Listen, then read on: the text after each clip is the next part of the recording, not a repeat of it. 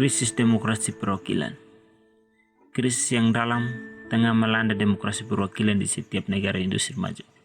Namun, karena kita telah begitu terbiasa selama jangka waktu yang lama menerima demokrasi hanya dalam bentuk-bentuk luarnya dan yang dilembagakan dalam bentuk parlemen, kita pun seringkali tak sadar bahwa telah terjadi kemerosotan dalam demokrasi kita. Institusi-institusi parlementer merosot menjadi institusi-institusi yang remeh-temeh atau sekedar berfungsi sebagai pajangan. Jadi ketika demokrasi parlamentarianisme merosot, pada saat itu pula kekuasaan otoritarianisme itu sesungguhnya telah ada, hanya saja dalam bentuk yang terpencar-pencar dan baru kemudian mengumpul di tangan beberapa orang. Di sini menjadi ciri dari bentuk-bentuk otoritarianisme modern bukanlah pada tidak adanya dewan-dewan perwakilan hasil pemilu ataupun pada tidak adanya pemilihan umum.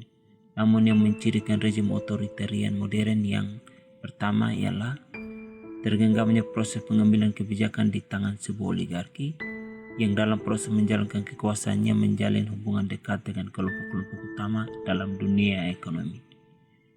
Yang kedua, dan ini merupakan akibat dari yang pertama, ketidakberdayaan dewan-dewan hasil pemilu, partai-partai politik tradisional, organisasi-organisasi buruh, dan lembaga-lembaga pemerintahan daerah untuk mempengaruhi organ-organ pusat dalam proses pengambilan kebijakan yang berskala luas dan pelaksanaannya.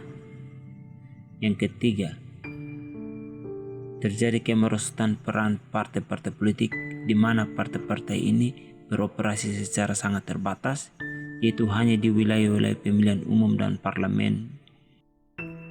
Pada saat ini, tak ada satu negara pun di Eropa Barat atau di benua Amerika yang DPR hasil pemilihannya mewakili sebuah visi demokratis dari masyarakat atau kepentingan umum.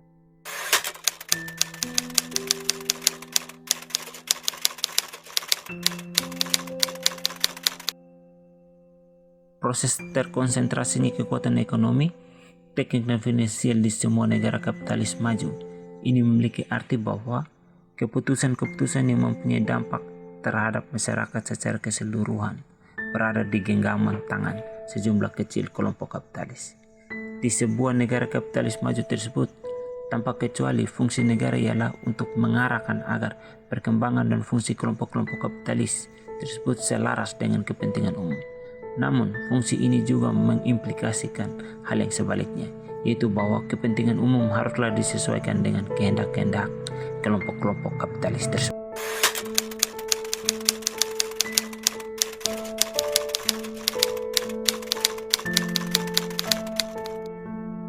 Biaya-biaya sosial dan ekonomi tak langsung dari pertumbuhan kelompok-kelompok kapitalis ini, seperti dalam bidang wilayah pendidikan, kesehatan masyarakat, perencanaan kota, dan pembangunan perkotaan yang dibutuhkan bagi konsentrasi industri secara geografis dan sebagainya, harus ditanggung oleh negara jika tak ingin mesin pertumbuhan kelompok-kelompok kapitalis korporasi macet.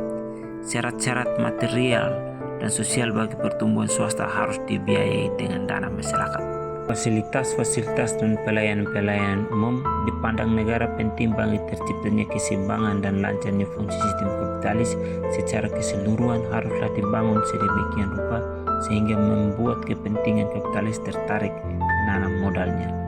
Dengan kata lain, dengan bantuan dan subsidi oleh negara, fasilitas dan pelayanan itu dibuat sedemikian menguntungkan bagi sektor swasta.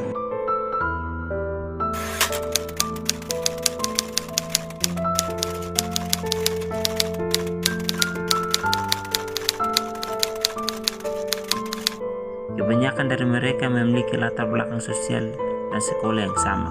Secara bersama-sama mereka membentuk oligarki ekonomi. Dewan-dewan hasil pemilu teredusir maknanya. Proses pengambilan kebijakan-kebijakan yang penting dilakukan oleh panitia-panitia kecil yang berada di luar kontrol demokratis.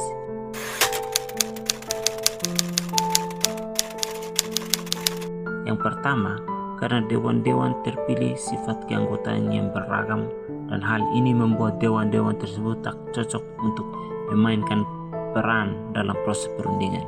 Yang kedua, fakta-fakta yang dijadikan landasan bagi pengambilan keputusan-keputusan itu terutama adalah fakta-fakta yang lebih terkait dengan kepentingan keamanan, perdagangan, dan nasional. Tak ada bedanya apakah kemunduran lembaga-lembaga perwakilan ini berbentuk munculnya gaullisme, wilsonisme, kiri tengah Italia, ataupun sosial demokrasi ala masyarakat besar atau ala Skandinavia. Rezim-rezim ini semua dicirikan dengan sentralisasi kekuasaan pemerintahan dan birokrasi yang sama. Oleh tak adanya demokrasi dalam aktivitas partai-partai yang didominasi dan dalam proses pembentukan kebijakan-kebijakan, dan oleh kecenderungan yang sama untuk memanfaatkan serikat-serikat buruh semata-mata hanya sebagai penyampai kebijakan-kebijakan yang berasal dari atas.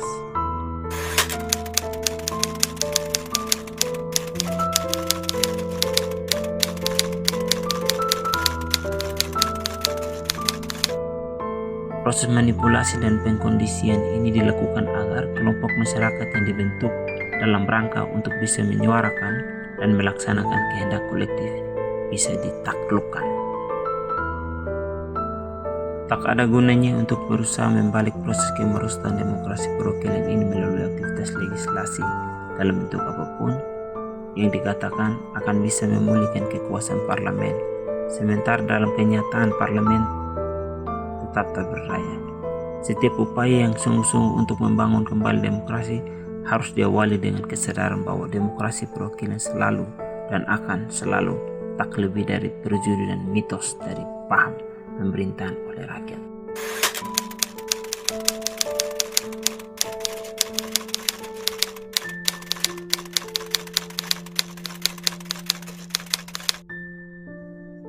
Yang pertama, proses pengambilan keputusan demokratis tidak boleh membuat atau mengarahkan proses produksi industri selaras dengan kebutuhan-kebutuhan massa.